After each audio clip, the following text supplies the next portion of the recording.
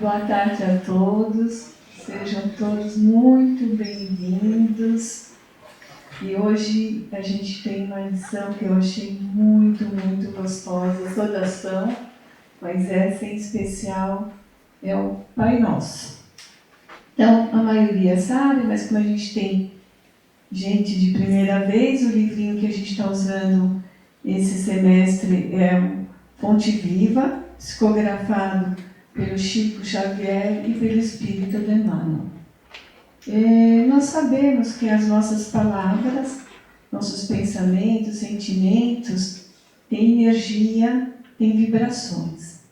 A gente acabou de ouvir aqui a nossa música, Quanta Luz quando em oração, quando em prece. E Emmanuel começa essa lição falando que nós ainda não temos condições de entender, de perceber quanta luz tem no nosso Pai Nosso. A importância de nós orarmos, né? A oração nos sustenta, nos fortalece, nos ajuda no enfrentamento dos nossos desafios na vida. E eu falo brincando, né? Que é o nosso WhatsApp com Deus, né? Aí cabe a nós ler as mensagens e fazer o que tem que ser feito, né? Os apóstolos via que Jesus sempre, todo dia, se recolhia para orar. Então, eles pediram a Jesus para ensinar eles a orarem de maneira eficiente. E Jesus primeiro fala que tem que ser de uma forma íntima, né? E que seja feita de coração, não de uma forma obrigatória, mecânica, e que a gente tenha nesse momento o pensamento em Deus e na humanidade. E o Jesus, não só com a oração do Pai Nosso, mas também com a oração do Pai Nosso, ele muda radicalmente a visão da época. Então, vamos voltar um pouco, contextualizar. Os hebreus eram os únicos povos monoteístas, né? Que tinham um único Deus. Na época tinha-se o Deus do Sol, o Deus Trovão, o Deus da Beleza, enfim. Mas os hebreus já eram monoteístas. Porém, o Deus naquela época era um Deus com qualidades humanas. Era um Deus vingativo, punitivo, rancoroso. E Jesus veio mudar tudo isso. Os hebreus, eles se achavam o povo escolhido, né? Só eles eram escolhidos por Deus. Aí, já começamos, né, na primeira palavrinha, Pai Nosso, né? É o meu Pai, é o seu Pai, é o seu Pai, é o seu, é o seu. É o Pai Nosso, de todo mundo. Não tem filho escolhido, é Pai Nosso. E ele também traz com essa palavrinha um sentimento de fraternidade. Ele nos convida a termos um sentimento de amor de uns para com os outros. E traz também o quê? Uma relação amorosa de pai e filho. Aquele pai que só quer o bem do seu filho. Aquele pai como nós, aqui muitos pais, mães, que põe o filho na vida para crescer, para se formar, para trabalhar e para escolher os seus caminhos. E se responsabilizar pelas escolhas feitas. Pai nosso que estais nos céus. Isso traz uma simbologia muito bonita, que estás nos céus. Primeiro, né, o céu, o universo, com esse infinito amor, infinita paz. E o céu, olha, mesmo aqui tudo fechadinho, se a gente olhar ali pelas frestas da veneziana, a gente alcança o céu. O céu está sempre lá. Nós podemos sempre olhar para o céu. Nós podemos sempre contar com Deus. Ele está sempre ali, olhando para nós, nos amparando e nos sustentando. Santificado seja o vosso nome. A responsabilidade nossa, como filhos de Deus, de santificar o seu nome em palavras, pensamento e atos.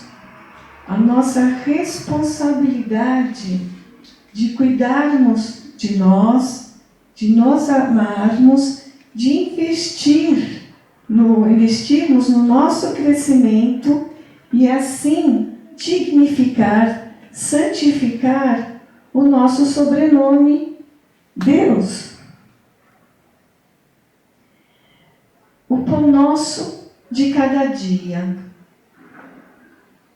Pedir a Deus que nos ajude a bênção, a obtenção do pão nosso, mas não só do nosso pão material, mas também do nosso pão espiritual. Que tenhamos equilíbrio para trabalharmos na obtenção do pão material e do pão espiritual. Perdoai as nossas dívidas, assim como nós perdoamos os nossos devedores. Aí o bicho pega, né? Levanta a mão aqui, quem não tem nada para perdoar, que não tem uma mágoa, não tem uma raiva, um rancor, nem pequenininha nem grande. Um de cada vez, tá? Que eu vou contar. Então, e aí? E a gente fala, perdoai as nossas dívidas, assim como nós perdoamos os nossos devedores. Quando nós perdoamos, primeiro eu vou falar aqui, São Francisco, né? São Francisco também falou isso pra gente, né? Ele lembrando ali, é dando que se recebe, é perdoando que se é perdoado, e é morrendo que se vive para a vida eterna. Então, quando nós perdoamos, nós nos habilitamos à misericórdia divina, a sermos perdoados. O perdão é uma ação generosa do nosso coração para com nós mesmos. Não é para com o outro também, mas principalmente para com nós mesmos. Porque não perdoar é tomar o veneno e querer que o outro morra. O perdão afasta aquilo que nos faz mal.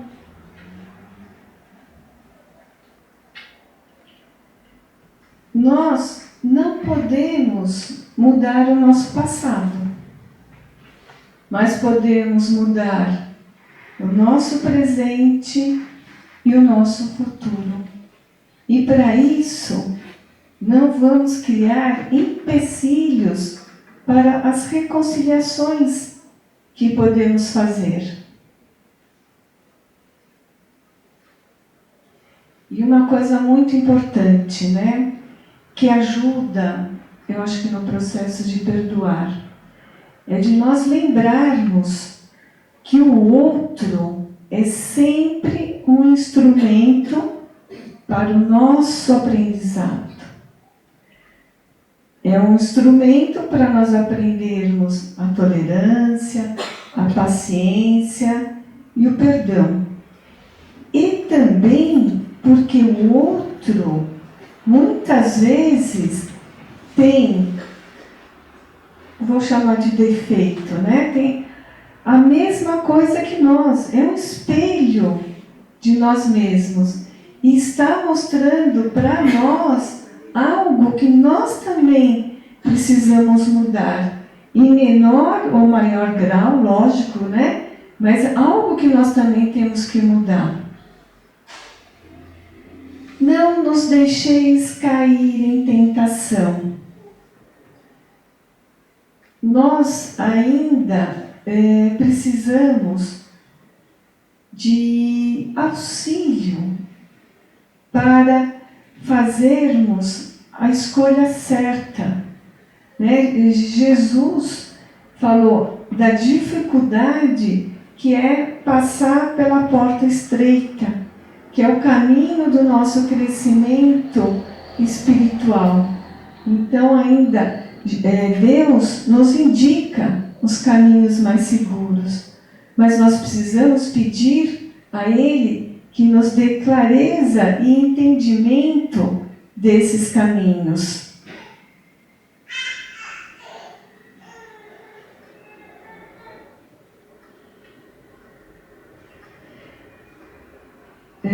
Eu pulei um pedacinho, né, do Pai Nosso. Alguém anota, eu vou subir. Pulei o seguinte: seja feita a vossa vontade, assim na terra como no céu, né? Por esse pedacinho. Então eu vou voltar antes de ir. E aqui mais uma vez eu faço uma pergunta.